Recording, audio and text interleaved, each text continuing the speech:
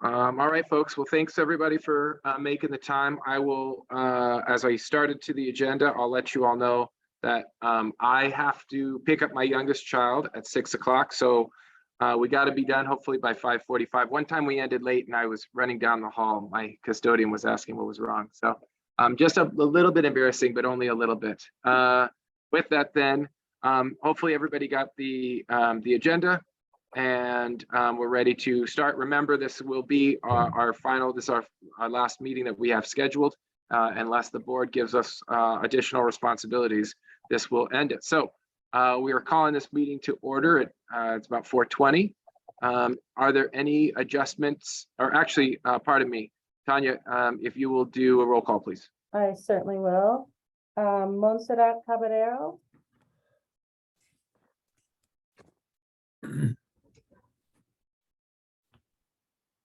I know she's on. She's driving she's driving home, so she may not be able to respond to you. Do you need her to? Yeah, I see. Do you need her to unmute? Yes. Dominique Calza. Paul Cunningham. Jason Freed. Present. Herminia Frias. Stacy Gist. Here. Ross McAllister. Present. Serena Preciado. Taylor Pacheco.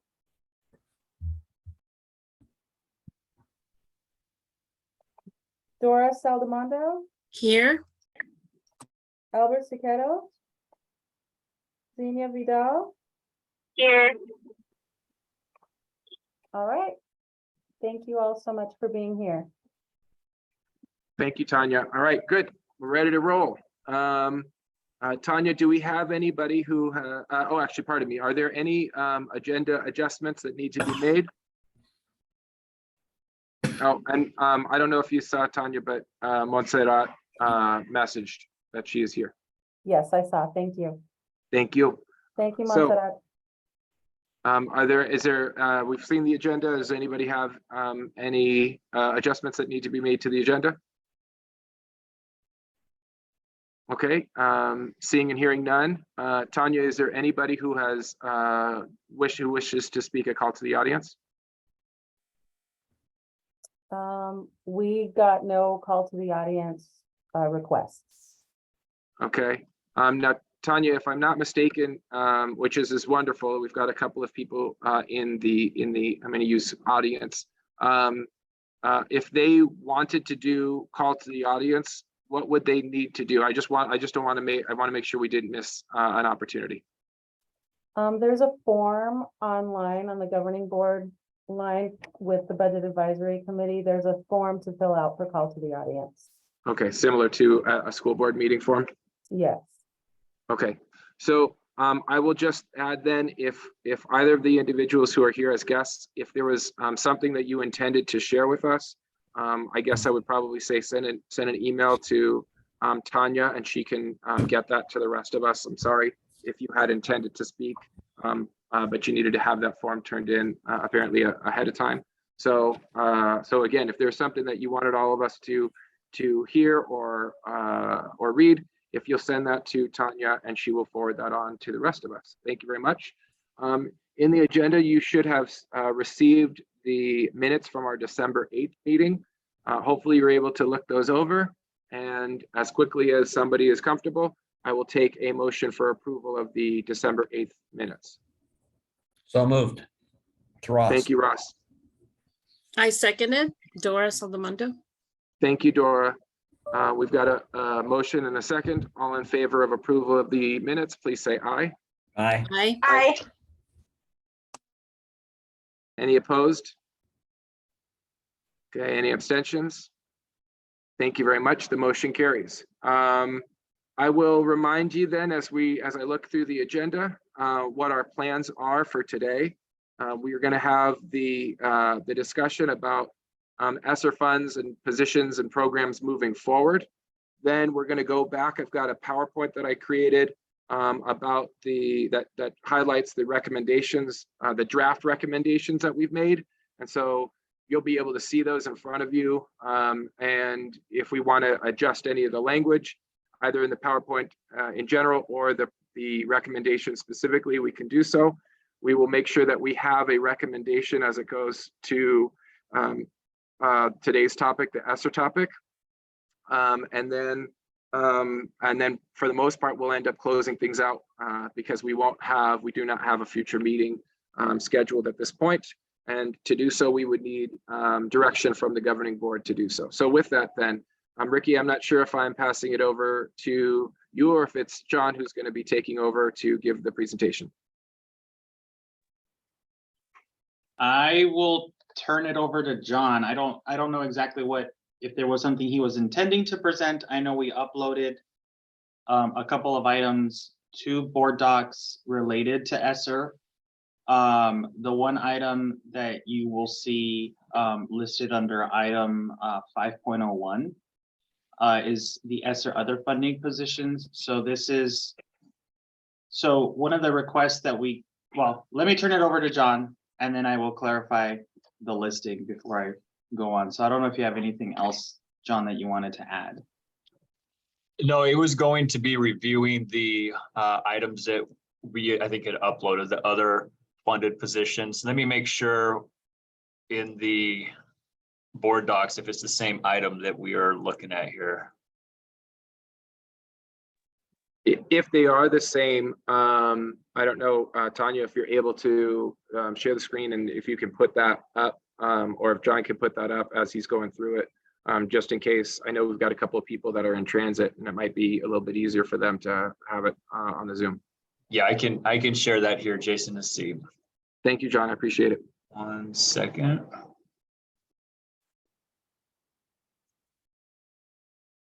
Okay. So Ricky, that's the other funded positions. I will show that here and we'll walk through that. Let's see here.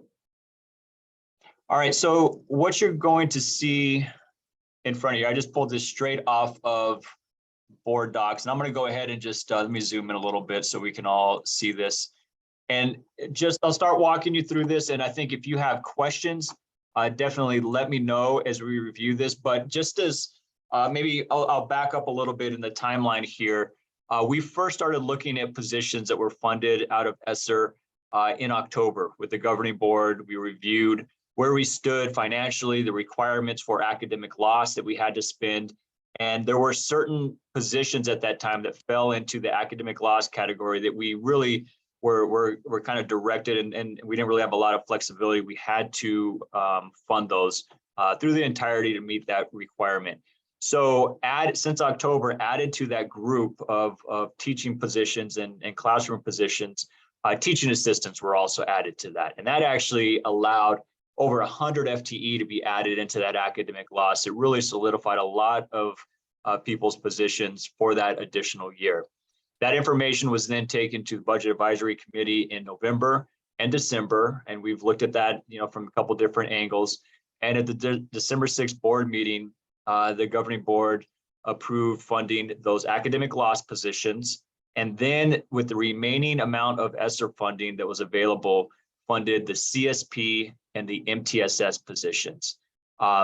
With that, that actually, from that point on now, we have looked at the positions that were not able to be funded out of ESSER. Okay, so that was kind of that next step that we were able to take, positions that were not funded out of ESSER. The approach with that is a similar approach we use every single year with our budgets. What fits into budgets, and in this case, grant budgeting. Grant budgets fluctuate year to year, and many of them are based on some projections at this point in the year. But what is going to fit into that budget? And if it doesn't fit into that current budget, or if the principal makes a decision that maybe they need to put an emphasis in a different area, at that point, we are looking at other funding sources. And that's really what we've done in the past month here, is look at what are the other funding sources. So to give you an example of these positions and how this all plays out, these positions were not able to be funded for ESSER. So what's the next funding source? So that very first one's a good example of this, behavior intervention monitor. The description and notes is just more clarification. It'll make a little more sense further down on how that differentiates some, but in this case, that position actually does that actual job description. It's very clear what they do. They're behavior intervention monitor. The funding option for them is funding it out of Title I, and because it qualifies for Title I, and it was previously in years past, this specific position was funded out of Title I. So what this principal has done, and many principals in fluctuating budgets each year and finding how to balance them, this is very common. They funded it out of Title I one year, and then when ESSER came along, they were able to move it into ESSER, freeing up their Title I budget and funding it out of ESSER. So this had a spot in the previous budget. And so you can see as we go across that very first one, this is a fully funded position out of ESSER. And then the funded FTE, to keep track of positions that actually have a spot in another budget, we've taken off that one here. This is not a position that we are scrambling around trying to figure out how to fund. It was in a previous budget. That budget's still active. That budget still has room. In this case, the principal says that they're going to use that previous budget to fund this. Now, this is all preliminary, and this changes day to day. Principals still have not fully got into the budget cycle yet. That starts in February. Okay, so this is just based on conversations with principals and previous budgets that held these and making a decision, is there a spot where this could land? So that first one, there is a spot where this can land. The second one, though, if you go across, it's a little different. It was not in a previous Title I budget. It does qualify for a Title I funded position, but at Kellen, they did not have this in the previous budget, either because the principal did not have room in that budget, or this maybe wasn't a priority in the previous years that they would fund out of the Title I budget. So if you see going across, that position is a fully funded position, and it still has, it is a 1 FTE that we need to find where to place that position. That's one that we don't have a solid spot. It has an option, but the principal hasn't decided that that's going to be where it goes. And you can follow that same progression all the way down. So behavior specialists, you can see which ones we have not found a home for over here on the right. Custodians, this group of custodians, we have worked with our operations department. There are options for every single one of these custodians to move into open positions, okay? Now, that might not be at the same site, okay, but there are open positions that they can move into. So all of these will be given options to move into other positions. And you can see over here on the right, we know we have homes for those. We've taken those off the column on the right. And then we just work our way down. Instructional data intervention specialists, both of these were previously in budgets at the school. They do qualify for Title I. Principals do have budget capacity to move those back in. You'll start to see some variation in this second column. The instructional specialist. Instructional specialist is a unique position. It's very broad, and that actually is the reason why ADE did not qualify this for academic loss. This position can be used in a variety of ways. It can be used for academic support. It can be used for classroom support, enrichment, after school. It's a unique position that does provide flexibility for the principals, but in ADE's look at it, it was so broad that they did not qualify it for academic loss or affecting academic loss. So again, example here, that first one for instructional specialists going across, this is used for student classroom support. So we've talked to the principal, we've gotten feedback of what they're doing. It does support classroom, students in the classroom.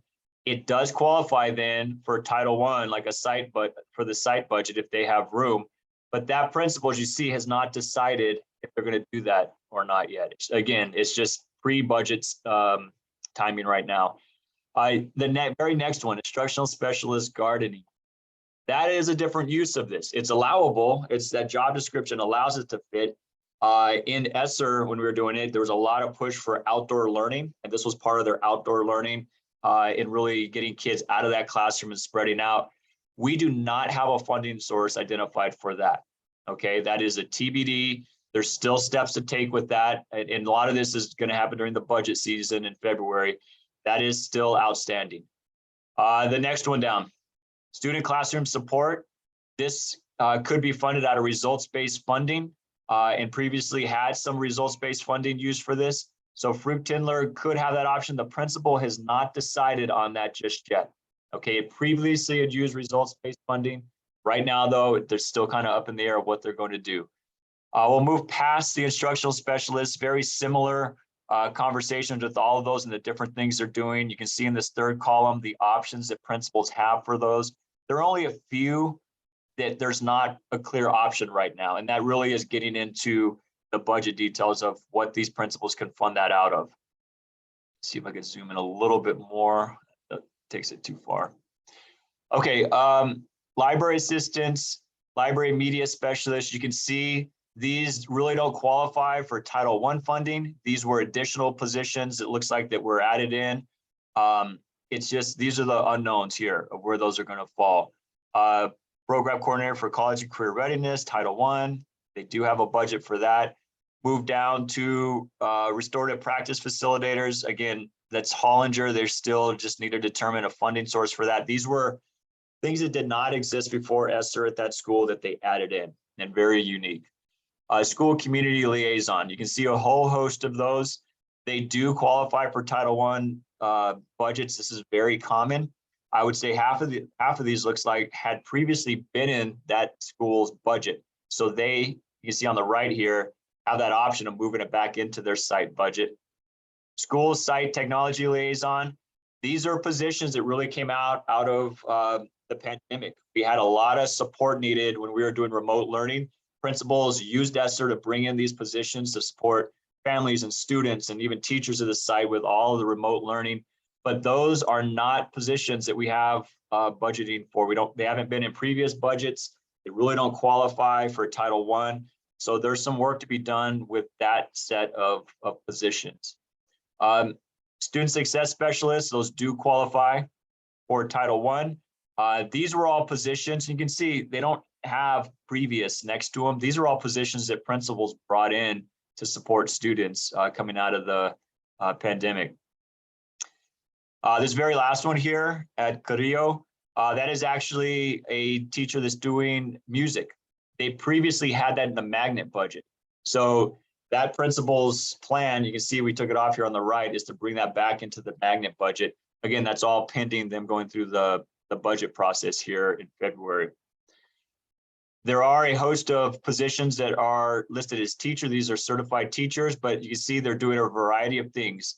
PE, technology, fine arts, many of these are at the elementary schools. And so one of the approaches that principals took coming back from remote learning was getting kids outside. There's a lot of healthy play initiatives at our elementary schools that regular classroom teachers would then take that PE responsibility on.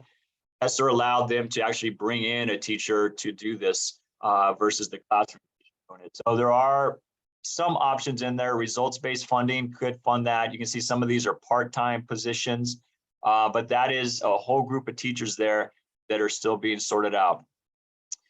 And then again, teachers at the elementary level, this is just a different coding. So these are primarily, this whole set on your screen is the same thing, but you see music PE, some of this was in magnet previously, they could move back into. And then these are the middle school ones that you see here where it says secondary. Again, a lot of PE and just extra things they were able to bring into the schools. So that kind of keeps us down to the bottom, gets us down to the bottom here with our full FTE counts. ESSER funded 71 of those, so that is 71 FTE that we are still trying to find a home for. And so that's kind of the summary of where we're at with this sheet, and really it really sets up these principals with a lot of information going into their budgeting season next month. Okay, so I guess, Ricky, did you have anything to add with this, or I guess any questions we can clarify more with this sheet? Yeah, I don't have anything to add. I think you covered it all. You know, at this point, we're going into budgeting season with the individual schools, and John and his team have done a really good job of trying to identify with the site administrators the capacity for some of these positions to be absorbed into existing budgets. As John had mentioned, some of these were just initially already living somewhere else and were just migrated into ESSER during the period that we had ESSER funds. And it's really of just a matter in some instances to just kind of send them back to their original source of funding. So, you know, that'll be part of the process that we will have with our principals over the next 6 weeks as we kind of go into fiscal year 24 budgeting.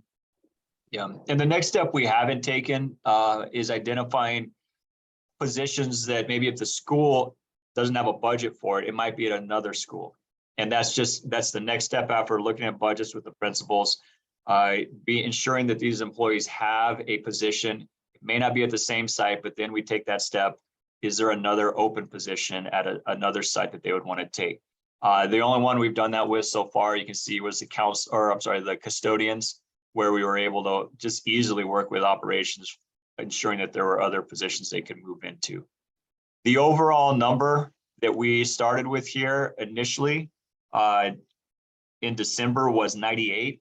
So just over a month, and just our preliminary first steps with this, roughly 25, 27 of that FTE was able to be placed somewhere else or identified in another spot.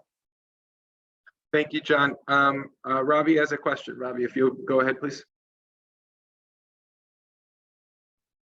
Hey, thanks, Chair Fried, and thanks, John, for that presentation here, and for all the work that's going into kind of figuring out these other sources of funding and streams available. I know there's some talk about some will be available on DSEG as well to help fund some of the positions. I think we're good in terms of like potential sources of funding or making sure that at least everyone in positions are going to be taken care of.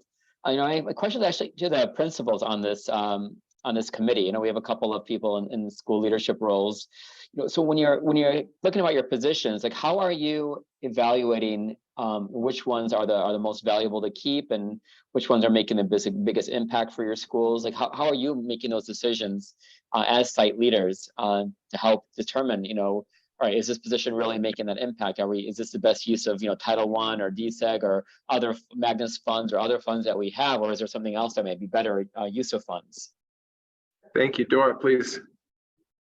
Well, I'll speak as a principal, as a previous principal.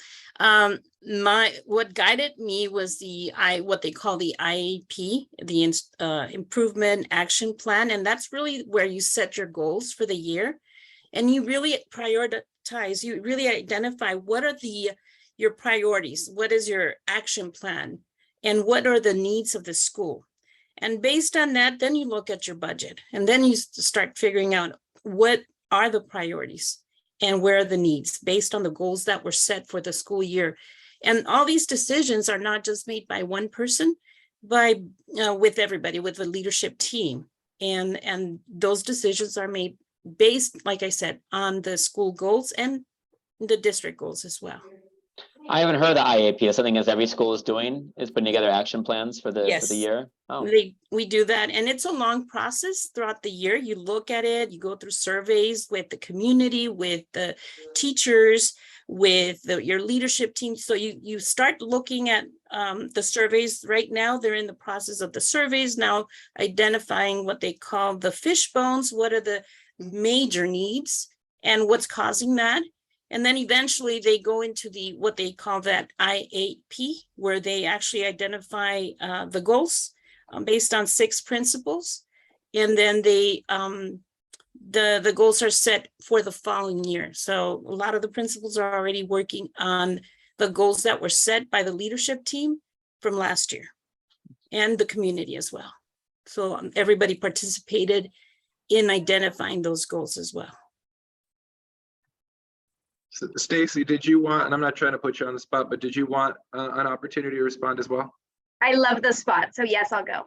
Well, I think it's also, and I'm going to speak personally for me, but in talking to, I think every year we also, and just like Dora said, we evaluate the positions that we're adding, and a position has to have purpose that works for your school, but your climate, culture, what students need, how they're coming off. So it's like benchmark results.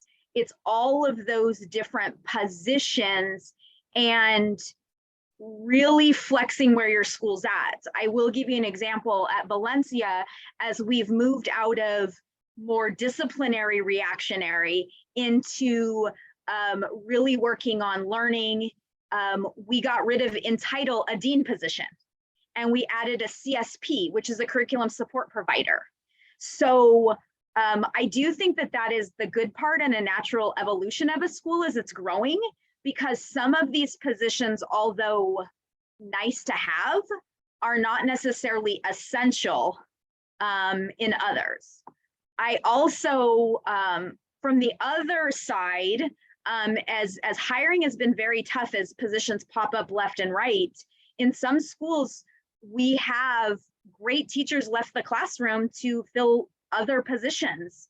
And so they might be an RTI, which works with a small group of students, which is needed, but they left the classroom to do that. So then we're missing classroom teachers. So although it's needed, there's a lot of stuff. And as we're even heading, when I'm looking at the 70, I think it's 75, it's small, FTE, we're also in that time where we're having people say they're going to retire for next year.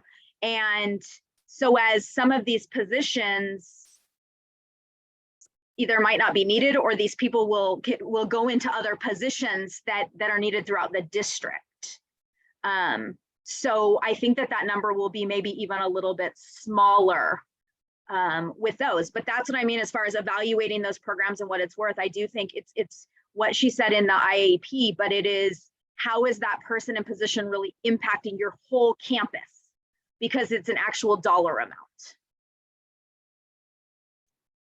So I will add to this that the discussion that we had early in what are the tasks that we have been put in front of us. The task on this and the recommendation that we are going to make is based on from the district level. What are some current positions that have been funded by ESSER that we want the district as a whole, the governing board as a whole, to prioritize? And it's got to change our lens just a little bit, in that it's not a matter necessarily of saying, Stacy, what do you think is needed for your school? It is instead for us as the BAC to try to say to the governing board, what positions do we think should be of great value district-wide, in a similar fashion that we said a couple of meetings ago, the MTSS and the CSP positions had great value. That would be the type of recommendation that we're going to need to come forward. And I'm not suggesting that this very moment we're ready for a recommendation unless somebody is, but we will, I mean, shortly we need to have that recommendation.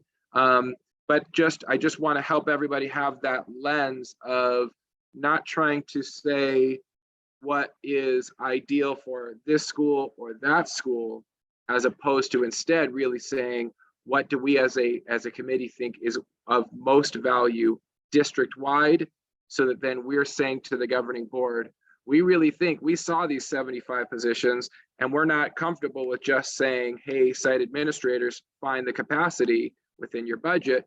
We're giving greater recommendation to what we think should look like district-wide. So just trying to help people as far as the lens. Stacy, please. Well, and I just wanted to say, as an administrator, and what I found even working more general type positions, like let's say restorative practices that could fill a lot of different roles, or even MTSS that could fill a lot of different roles. So even like they can provide RTI, they can provide some of the behavior. That really opened it up as an administrator and as a building to do with lots of flexibility, where when you get into some of the, and I know John kind of talked about it, I can't remember what position, some of the job descriptions and some of the others make it much more limited. And so they only focused on a function from a school's perspective. That's just my feedback. Excuse me, Jason, we've lost Montserrat. I just messaged with her, Tanya. She said she's listed as, I don't know if she got moved over. And yeah, so if you can move her from attendee to panelist, but she's still here. Okay, good. Yes, thank you, Tanya. Thank you, Stacy.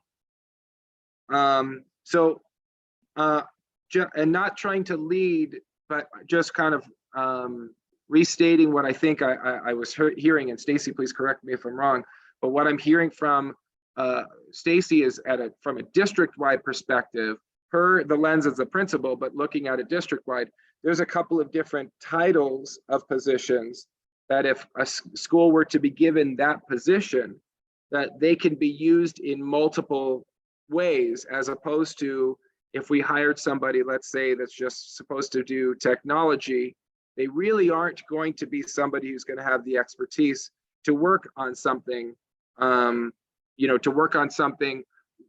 like some student intervention, let's say, some RP, those kinds of things.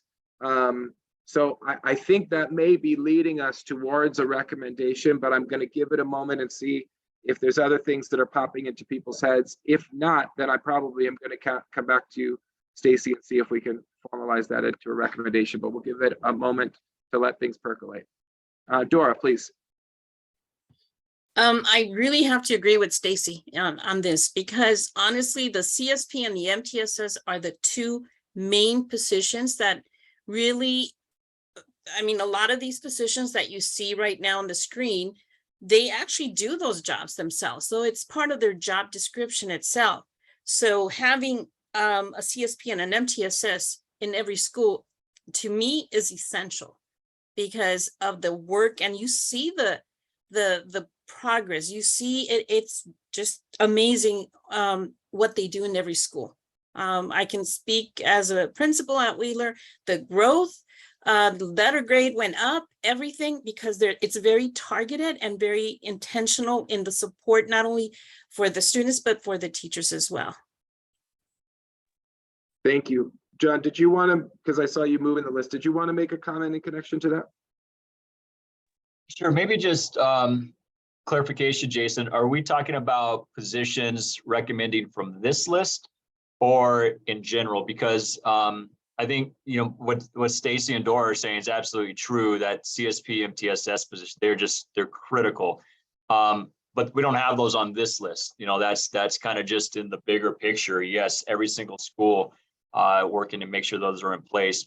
So are we talking this list or just kind of in the bigger sense of important positions? Yeah, that's why I was hoping you were.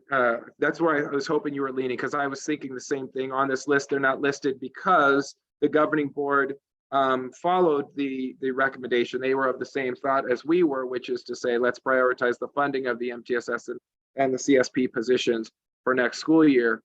So that's a real positive that the governing board went in that direction. I think they were talking specific to those positions, but then if I understand correctly, a more broad position giving sites, not just a site administrator, but giving sites the flexibility to really use that position in the way that suits their staff best, right? I think that's what I was hearing from Stacy, and then from Dora as well. I'll wait and see if there's other comments. I want to make sure that nobody if there's somebody who has a comment or wants to make a statement, that they will, but I am then planning right now to go back to Stacy to see if we can formalize this in a recommendation.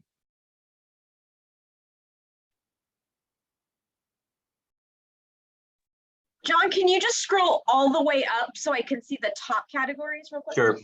I'll kind of just keep scrolling. As we're looking at this, Jason, I'll just some summary pieces, because I've looked at this a lot in the last month here.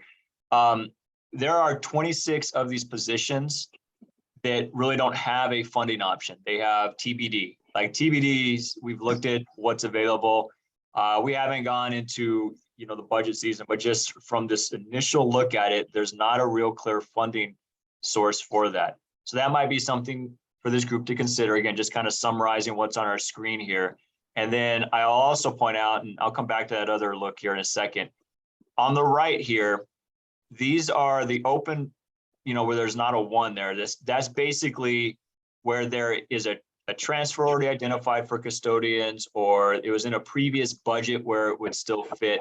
Like there's a clear connection to where it can go. We took them off this column here to the right. So if you were actually to add up what is still really just hanging out there, like there's not a decision been made on it, there's about 50 FTE where it's just not clear.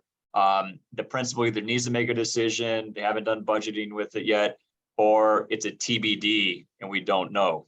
Okay, so if you look at these TBDs, these are basically areas that carried over to that right-hand side because we don't know where they're going to fall. So I'll just point that out to everybody. There's I think 26 TBDs on here, and we're at about 50 of these positions where there's just not a clear decision being made yet. Okay, thank you. Stacy, please. Okay, sorry, John, it's really small writing. Which is the position that you said the ADE was concerned about? Here we go. Yes, the position I was referring to is the instructional specialist. So this set of positions here, these positions, they do sometimes function like a teacher assistant, but their job description is so broad that you can see they go from student classroom support to doing gardening, either during or after school. They do some PE, they do ecology, enrichment. There's just a wide range of them. And that had it kind of, I guess that made it not qualify for addressing academic loss. So these are positions that were in that description that you gave, Stacy. I will point out that some of those were typically results-based funding or Title I funded. There's only, I think, 3 TBDs in there. And then I will also point out that those are usually in sets. And I think which schools, like how many schools this affects in your decision-making would maybe be something to consider. Those positions here again, you can see they're in chunks here at the schools. There's 4 of them at Fruchtindler. There's 2 at St. Hughes. There's 4 or 5 of them at Soling Tom. Like it could be about, I think it's maybe like 12 positions, but it's really maybe only like 6 schools. So that's something to consider, is it's hard to measure one position against the other because as Stacy and Dora both said, there are very specific needs at schools and not each school has the same need or would apply the same position. So just something to consider as you guys look at this. Thank you, John. At the moment, I'm not seeing other hands raised, and I've given us some time to make sure that people feel comfortable with that. I do want to make sure that we have time to go back because we're going to still need to go not only make this recommendation, but we're going to need to go through our previous recommendations, and I'll do so through the PowerPoint that I crafted, and we will update those if need be before we close things out. We've got about 45 minutes. So Stacy, would you feel comfortable in trying to attempt to maybe craft some language of a recommendation, and then we'll see if we can go from there? No, but I'll try. And then you guys can make me sound good. Okay, the recommendation I'm thinking for the governing board would be when looking at positions that their job description encapsulates multiple roles. Does that make sense, or did I go too much? For me, it makes sense. I think that's what you were saying, and I think Dora was agreeing with that, and Tanya's getting it written down so then so that I didn't mess it up. But I am writing it down because I'll have to update the PowerPoint. Tanya, were you able to get that? I did. Okay, Tanya, would you mind terribly repeating it so that I can write it down? Or if you want, even if it's easier, if you're comfortable putting it in the chat, then sometimes it helps for people to see it. I don't know which easier for you, Tanya. Okay, let me just repeat it back to make sure that I got it, and then I'll put it in the chat also. Okay. So when looking at positions and job descriptions, it encapsulates multiple roles for teachers, for positions. Did I get that right, Stacy? That sounds right, Stacey. Yes. Okay, so I'll I'm put that in the chat. Okay, thank you. So I'm gonna give it a moment so that we can see it in the chat. Tanya will put it there. I will I will grab it from there so that then I can later put it into the PowerPoint. Once we can all see it, I'll take a motion, I'll take a second, but I want us to be able to see it.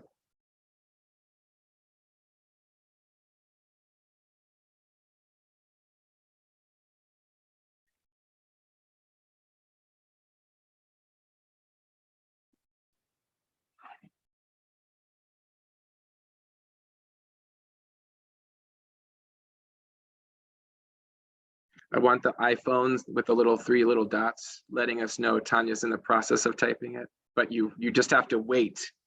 You know, I don't even have an iPhone and yet I still like it.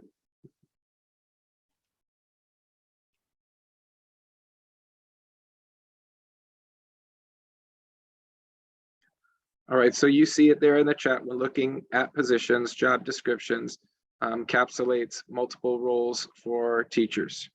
I don't think it'll need when looking at positions, job descriptions.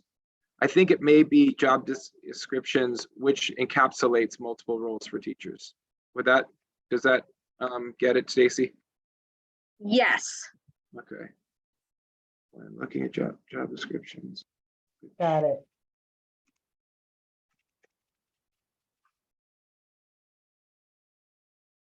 Okay.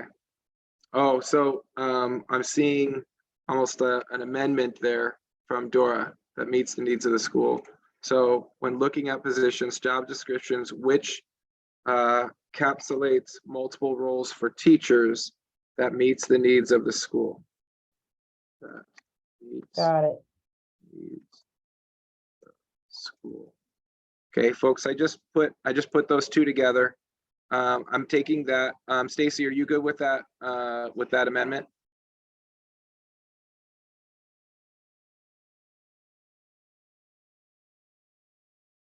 Yes, I'm getting there. Yes.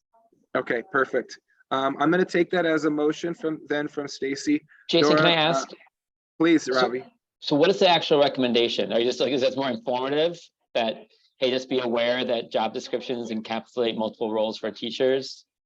Or is it, what's the Yeah. actual I'm a little confused on what the recommendation is for the governing board. Yeah, so what I'll probably have to do in describing this next Tuesday to the governing board is to share the desire of the committee as what has been shared so far. Really being driven from our site principals who get it at that level best, is really the goal is having a position title that gives a great deal of flexibility, as opposed to some positions that don't necessarily give much flexibility. Is that helpful, Robbie?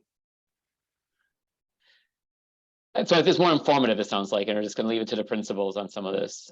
Well, it's a matter of asking you as the governing board to make sure that there's funding for hopefully that we can find some funding for a position title that gives great flexibility, that then the administrator can say, okay, at this moment they're working in this capacity, and this moment they're working in that capacity, because it's different. Whereas like a school community liaison has really specific work. The site tech liaison is not going to be leading restorative practice, restorative justice, right? So with that, hopefully that helps clarify, but if not, then Robbie, let's continue to nail down the language. I've got Tanya who I think who Taylor wrote put it. into something in the chat that I think probably encapsulates the recommendation a little bit as well. Yes, and I was seeing that. I was going to go to Ross and then Montserrat. Ross, please. Actually, that was a suggestion I was going to make, is the one that Taylor wrote here, which is that the recommendation is to prioritize positions whose job descriptions encapsulate multiple roles that meet the needs of the school. Taylor, you've saved the day. So Yeah, with that, then if yes, thank you, Taylor. I'm going to go to Montserrat, but I think we've got now. I think we've got ourselves going with the language that Taylor has presented, and we'll take that in a moment as a motion, and we'll get a second. But Montserrat, please. Hi, yes, everybody. Sorry, I've had multiple technical difficulties and my camera's not working. So, I actually, not to complicate it, but I like the way you worded it, Jason. I think you used specifically the word flexibility. Okay. Just when you brought when Dr. Shaw asked about, can you explain what it means? So I don't know if anybody captured that. I was trying to type and it wasn't working, but something about maybe instead of multiple roles or include something about that flexibility, just the way you worded it. I don't know if you remember Okay. how you said it, but I liked that. Okay, so maybe it's going what Taylor has, but instead of taking and maybe taking out encapsulate multiple roles and in just prioritize positions whose job descriptions provide flexibility to meet the needs of the school. So I'll see if I can update that here. Let's see here, and then put it into the chat.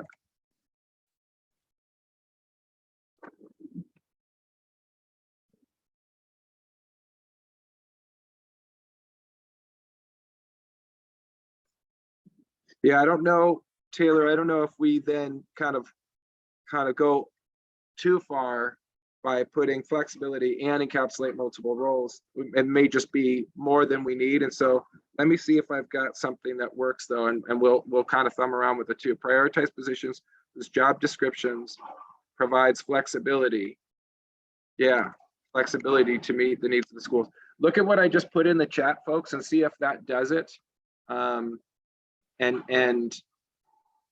see if we've got the right language. I just don't know if flexibility is like too general, like flexibility in what? So like flexibility in what roles they're fulfilling. So maybe is it flexibility in their roles, in their school roles? Yeah. Okay, so let me see. Let's take this again. Cut and paste is my friend.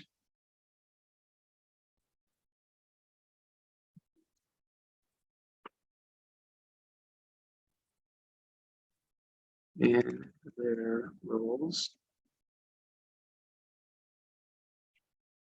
Okay, so look at the link that I just put up if you're able to see it, and if your video is not working, I'll just read it. Prioritize positions whose job descriptions provides flexibility in their roles to meet the needs of the schools. Folks, do we feel comfortable with that? Okay, so now that we've all tinkered with it and we have a good motion, we actually have somebody, we'll need somebody to move it and second it. So I'll ask for somebody to move that motion, please. I'll move the motion. Thank you very much, Stacy. Can I have somebody second it, please? I seconded Dora Soldamando. Thank you, Dora. And thank you, both of you, as well as Taylor and Russ to get us there. Russ, did you have are you just unmuting so you're ready to approve? Okay. Ready to vote. I'm going to open it first. Is there any, I think we've had a pretty ample discussion. Is there any discussion that needs to continue? Okay, I'm seeing no hands raised. We're going to open it to a vote. All in favor of that last piece that's in the chat, all in favor of that as our motion, please say aye. Aye. Aye. Thank you. Any opposed? Any abstentions? Okay, thank you. I will, I'll have to make it look a little bit nicer for it so that it can go into the PowerPoint that I'll end up sharing. So I'm switching back then. Now we have our recommendation. And so I think that's going to lead us into looking at the PowerPoint that I crafted. So let me see if I can share my screen and make sure I'm not sharing with you my gradebook so you can see how my students are doing. Let's see here. My computer is very slow.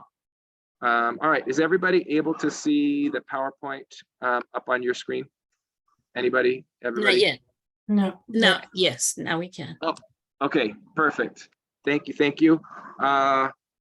So This is what the governing board has asked for a presentation, and that presentation is next Tuesday. So they'd like me to come, and they, governing board loves PowerPoints. So here we go.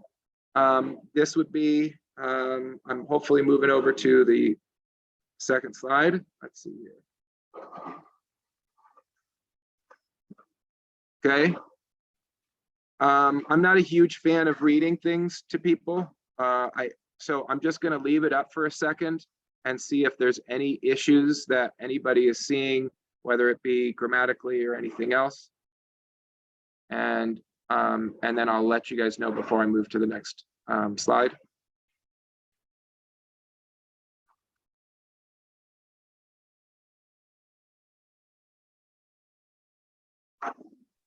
This is just a little detail thing that is like my OCD, but putting our names alphabetically, our last names alphabetically. Oh, okay. So Sorry. no, because it's almost alphabetical. Okay.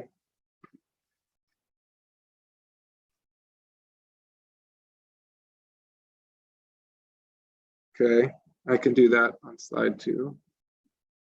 Okay, happy to do that.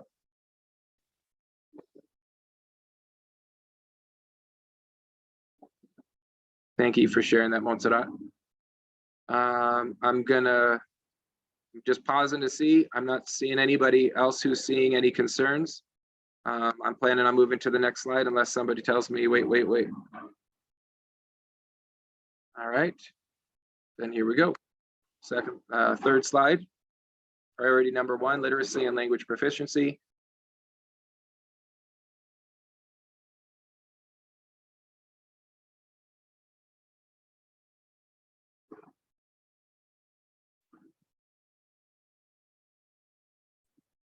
I don't know if this is doable, but is it, and whoever's been keeping our meeting minutes, is it at all possible under recommendation? Is that, well, let me ask this. Is this the actual wording of what we? This is the voted wording. Or, I'm sorry, Montserrat. I didn't mean to interrupt. I apologize.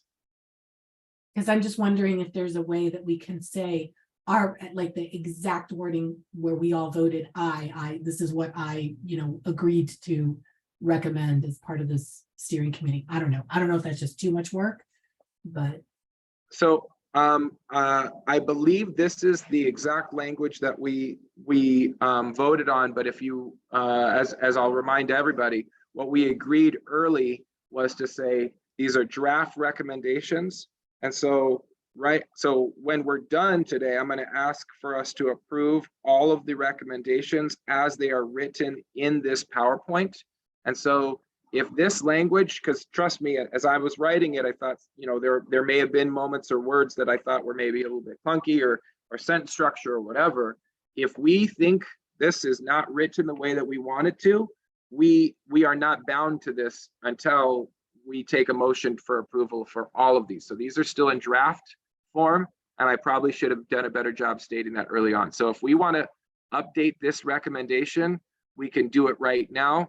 And we aren't, violating anything because all of our stuff was draft. So if anybody sees something about this recommendation or the upcoming recommendations that needs to be changed, let's say so, and we'll tweak it right now. Ravi? Something in the chat, if that's okay. Okay, sure, that's fine. Ravi, go ahead, please.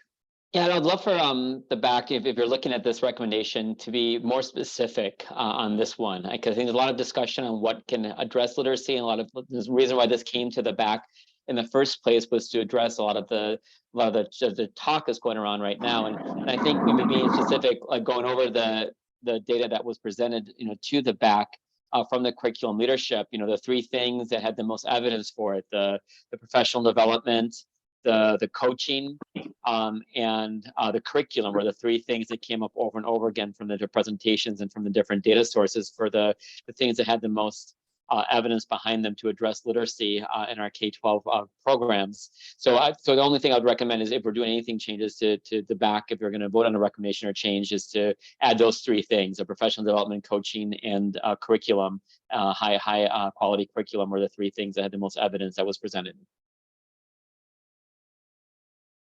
And I did, that we did make a point of saying we wanted a literacy program, so that the third of what Ravi just mentioned is there. We can change this to say something, to the effect of to prioritize professional development, coaching, and a literacy program, and it could look like that. But understand, Ravi's, he's doing a good job walking that tightrope because he knows he can't make the recommendation. So it's got to come from somebody if we want to change it. I'm not suggesting. Ravi's just saying it's something that we may want to. So if somebody wants to leave it, if people are comfortable where it is, leave it as it is. If people want to see the recommendation change, then go ahead and raise your hand, and we will look at making that change. Just before we go that direction, you can see what Montserrat has put into the chat.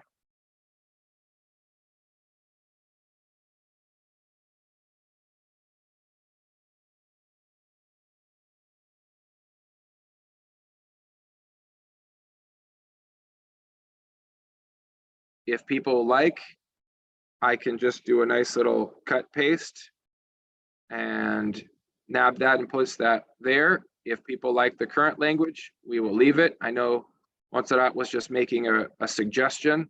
I don't know if she's even going so far as to say, that, as a motion. Ross, please. So I like Montserrat's suggestion there. I think it's better language.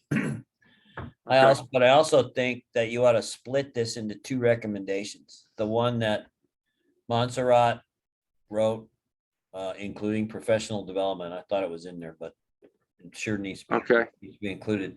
And then the second recommendation is the development of a literacy program for K-12. Because I think that's important enough to have its own recommendation.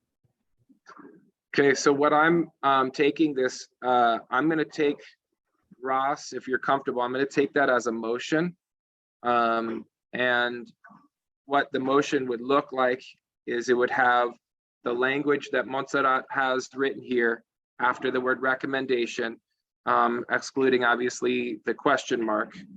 And now if Dora, if you want to find a space to add in professional development, that's up to you. Or maybe you want to take out the word curriculum and replace it with professional development, because Ross was then saying a second recommendation was what I have written as the post comma, essentially, which is specifically a literacy program. And so with that, then Dora, I don't know if you want to do as I was suggesting and take out the word curriculum and put in your language where it says professional development. And if people feel comfortable with that, and then we can look at the second part of Ross's suggestion. So I'll put into the chat what the possibility of what it looks like. Prioritize coaching, professional development. Okay. So this would be the combination of what Montserrat had put, as well as adding in professional development. Ross, do you feel comfortable stating that as a motion? Yeah, you just need to add S to the word learners. Learners, thank you. Okay, so I don't know if it'll let me type into my, it may not. Okay, so I am going to, Tanya, I hope you're with me, because I'm going to rely on you to be able to get these pieces for us. So Tanya, what it should be the language that I just typed into the chat with an S as the first priority. And that's a motion from Russ. Tanya, do you have that language now? I do have it. Thank you very much. I will take a second on Ross's motion. I second it, Dora Saldamando. Thank you, Dora. We've got a motion and a second, and I'm going to go back. Ross had two parts, so we're going to treat them as two separate pieces. Is there discussion about that language as it exists in the chat right now with the addition of the S of developed learners? Is there any discussion? Okay, all in favor of that as one of the recommendations under priority 1, all in favor, please say aye. Aye. Aye. Aye. Any opposed? Any abstentions? Okay, thank you. That motion carries. So Tanya, when we're done, Tanya, if you can send me this stuff, then I can, I'll update it tonight and then I'll send it back to you so it can be uploaded for the governing board. Russ, you had had a second recommendation under this, which is, how did you want to see that worded? Or did you want it just as it says, you know, specifically a literacy program for K-12? It's up to you. I'm putting in your hands now. Well, I like the word curriculum, so maybe we ought to say development of a specific literacy curriculum for K-12. So it's not even that, but just to be clear though, we don't necessarily need to develop it. It's that the district wants to purchase one. Okay. Okay, so purchase instead? Yeah, or obtain, or in some, you know, however you want to say it. Like, so how about if we said adopt? There you go. Okay. Adopt a literacy curriculum for K-12.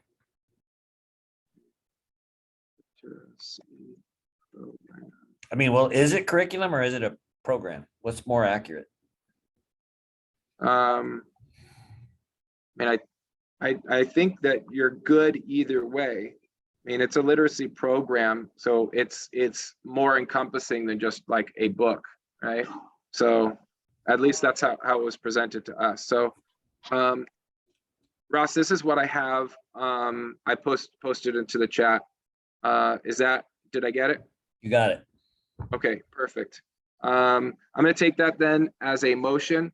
We'll need a second and then we'll have some discussion. Is there a second for Ross's motion, please? Second.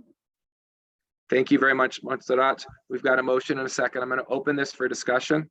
Any discussion about the second recommendation as it pertains to literacy? Okay, thank you very much. I'm not seeing anybody unmuting or raising their hand. So I will take a vote on this motion. All in favor of the language as it's presented in the chat, please say aye. Aye. Aye. Aye. Any opposed? Any abstentions? Thank you very much. Thank you to Ross and everybody else for getting us to some more clear language. And thank you, Ravi, for helping push us in that direction. Gently, of course. Priority, what I called 2A, because ESSER kind of got split into two sections. So 2A, you'll see some of the discussion pieces, and then this is the recommendation. Just as it was shared by John previously, this recommendation has largely already been carried forward by the governing board. So I'll wait a minute. I personally don't see a reason for us to change the language, and the reason being, even if we had better language, they already did what we wanted them to do. So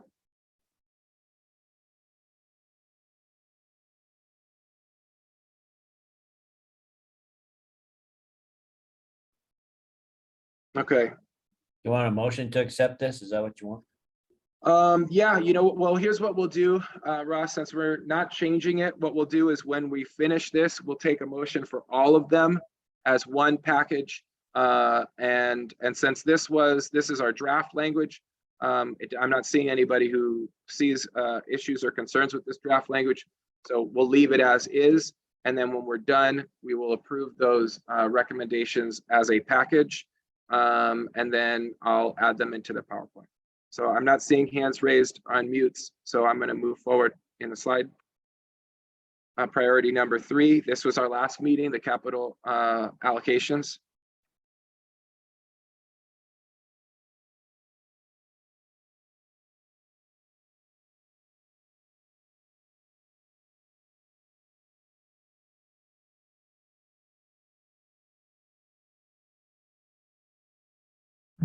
The wording of the first recommendation is just kind of throwing me off. I'm not sure how we worded it that night, but yeah, maybe on that. I agree with you, Taylor. I agree with you fully. And as Tanya had shared it with me, this is how we moved it, but we weren't really putting it in front of each other through the chat function. And so it may have sounded better than now as we read it. I would agree. I feel that sentence could be improved, but I couldn't. I'm not able to improve that language on my own, so I left it as it sat. So, is there anybody who can come up with a way to? I mean, we know what we're shooting for, which is really to prioritize sites, specifically health and safety. I don't know if somebody's wanting to say it or wanting to type it. Either way is great. Yeah, I'd have to go back to like the video of that night, but I think the way we said it out loud was more like prioritize capital funding that improves students' health and safety. Ooh. Okay, Taylor, can you try putting that into the chat? Because I think that may have hit what we were shooting for.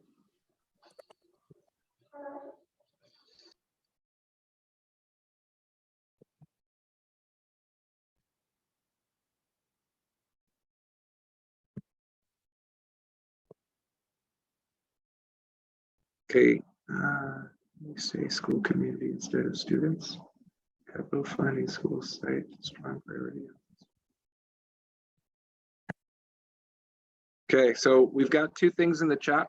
I want to go to what Taylor put forward, and then see if we can amend in some way to get what Montserrat was issuing. So prioritize capital funding at school sites that improves the school community's health and safety. So that gets what Montserrat. She got it. She read it. Yeah. Thank you, Montserrat. Thank you, Taylor. I think. I mean, I'm a voting member as well. I think this language encapsulates what we want, and it's stronger language. That's just me personally. So if people are comfortable, Taylor, I'm going to take that as a motion to replace that first recommendation. So I'm going to take that as a motion from Taylor, and then I'm going to ask the committee for a second for Taylor's motion, please. I seconded Dora Saldamandu. Thank you, Dora. So we have a motion and a second. I'm going to open it up for any discussion that we might need to have. Given that pause there, I'm not seeing anybody. It's, because I'm sharing the screen, it looks a little bit different, but I'm not seeing anybody who is raising their hand or unmuting. So I'm going to take that we're comfortable with this language. Tanya, I am leaning on you big time. So if you can please make sure that you get this down. If not, then I'll just have to go back and watch the recording. But hopefully, fingers crossed, you've got this nailed. I will get it, and we do have transcripts I can read. Thank you, Tanya. Greatly appreciated. All right, so we've got a motion and a second. All in favor of the language as it's presented on the chat, please say aye. Aye. Aye. Aye. Any opposed? Aye. Oh, thank you. Any opposed? Okay, great. I want to make sure I didn't catch it. And any abstentions? Thank you very much. We have a motion that's been carried through to change that language. And when we're done, like I said, we'll approve all of them. Here's hopefully the next slide. So this is how, as I suggested, 2B. So this is the language that we came forward with tonight. And so I just left it as none at this point, but I'll update that when Tanya sends me our good language.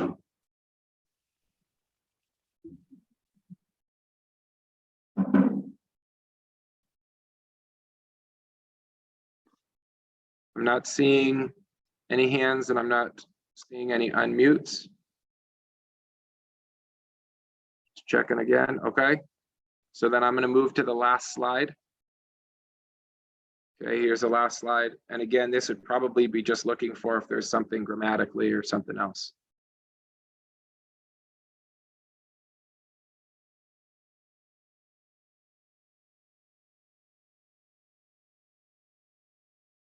Sorry that, you know, now the cat's out of the bag. Robbie and Ricky know that we're going to say thank you to them. So sorry, the surprise has been ruined.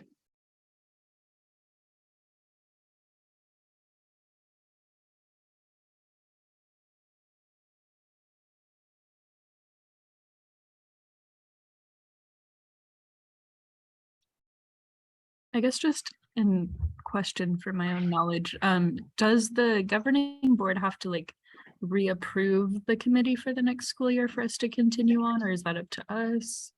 Good question. So I think I know the answer, but Ravi, are you able to unmute and respond? If you're not, then I'll go ahead, please, Ravi. Sure. Yeah, this is a committee of the governing board, and so there's no end to the charter. Right now, we haven't set the priority areas for the next year, and so if the BAC has any recommendations on priority areas, we'll probably get to that probably April, May, or June before the year starts. Thank you, Ravi. Taylor, does that do it? Does that answer it? Yeah, thank you. Okay, perfect. Of course. Okay, is anybody seeing anything that needs to be addressed? Because otherwise, I'll stop doing the screen share. One question, Jason, are you circulating this back to us for our own records or? So what I can do, so I'll stop sharing then. What I absolutely can do then, Ross, is when Tanya sends me the updates, the updated language, I'll change that into the PowerPoint. I'll send it back because Tanya has to give it to the governing board office so that they can upload it for presentation for Tuesday night. But I can ask Tanya to send that out to the committee as well. Okay, I would like to have it so I could get it back, so I can report back to SALC. Yeah, absolutely. Happy to. That's an easy one. Folks, then, because these were written as drafts and we did just approve them again, but I'm going to ask probably just for formality's sake, we're going to take those recommendations as a whole. And then I'm going to see if we can have, as opposed to having a draft, that'll be our final language. So if we can have a motion for approval of the language in the recommendations in total, I would take such a motion. I'll make that motion. Thank you, Ross. Can we get a second, please? I'll second. Stacy Gist. Thank you, Stacy. We've got a motion with a second in front of us. I'll open for discussion. Is there any discussion about the recommendations? Ravi? That was an accident, sorry. Oh, no worries. Okay, good. So then I'm not seeing anybody else who's unmuted or raised their hand. All in favor of those recommendations as a total package to move forward to the governing board, please say aye. Aye. Aye. Aye. Aye. Thank you. Any opposed? Any abstentions? Okay, so the end of the agenda has us looking at future goals and priorities, and Ravi had said, you know, right now the governing board isn't looking at the BAC and suggestions for next school year. If this is committee work that you specifically would prefer not to continue doing, probably contacting Ravi directly would be, as they at least at the time, he is our board liaison, because it's not something that I get to make that any kind of determination who's on and who is not. The governing board does that. But I'm hoping that people are willing to continue doing this work. And so with that, then, before we close out, because I won't get this opportunity again, unless we're doing this all again next school year and we run it back. I do want to say thank you. I know it's a ton of time with everybody who's already really busy. So thank you, certainly, as you saw on the slide. You know, of course, thank you to Ravi for being the creator of this concept of the BAC, and then being the liaison. to us, for Ricky and Tanya for their support, the rest of the TUSD staff who's done the support, John, who's on with us right now, and then mostly truly to all of you who've given up your time away from your work, from your loved ones, and whatever, Thursday night football, whatever it might be. So I appreciate the work that you all have done. I think we've come together with a really strong package, and I think we've really given the governing board a better idea of what the community wants to see out of them when it comes to the budget. So again, just thank you. If there's anything that I can do to support you, feel free to send me an email, and stay safe. Thanks, Jason, can I say Jason. something before everyone gets off? Oh, real quick, Ravi, you I got want the to floor. thank you, Jason. I know you were kind of reluctant to chair the committee this year, and I'm really thankful that you did. And I think you've led the committee really strongly over the course of these last few months. So thank you so much, Jason, for stepping up into the role of chair and for all your work working on making agendas and putting together all this, all the behind the scenes things between meetings. And for everyone on the committee, thank you so much for serving. A lot of committees are kind of turning wheels and just talking about things without really having really impact being seen. But I really feel that the work that you're doing on this committee has been really impactful. It's really driven conversations, not just within the committee, but having staff having a chance to vet some of these ideas, whether it's on the literacy, whether it's on school sizes or classroom sizes last year and other things that have come through.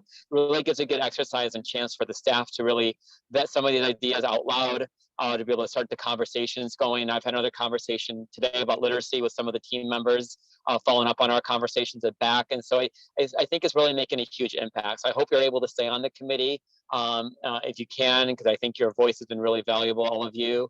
And thank you to the staff who's been supporting the committee, and especially Tanya and Ricky throughout each meeting, and other staff members have come by. I think it's been a really meaningful committee, and I'm really hoping that we have some great success with this that continues in the years ahead. Perfect. Well said. Ravi, thank you for the kind words. Thanks all. It's been a pleasure. And I will finish my capacity and next Tuesday governing board meeting. So you're welcome to tune in, and I'll make sure you all get the PowerPoint. Thanks, everybody. Jason, Thank we you. need a motion to adjourn. Yeah. Thank you. We'll take that motion to, I'll take the motion to adjourn from Taylor, and I'll take a second from Dora. All in favor of a motion to adjourn, please say aye. Aye. Aye. Thank you. Thanks all. Be Take safe. care, everybody. Thank you, Tanya. You're welcome. We'll talk to you Tanya, soon. I'll look, Tanya, can you email me the updated language? I will. That would be perfect. And that way, then what I'll do is I'll throw that into that PowerPoint. I'll try to do it either tonight or first thing tomorrow morning. Then I'll send you that one. And we can send it out to committee as well as to the governing board office. Perfect. I appreciate it, okay Tanya. if I send it to you first thing in the morning? Yeah, let's wait till tomorrow. Okay, thank you, Sounds good. Jason. Thanks. Bye. Thank you, Jason, are you Robbie. going to be in person at the meeting? Or That's what I was. Zoom? I was hoping to do in person, Robbie. Honestly, the only thing my only hesitation is Tanya.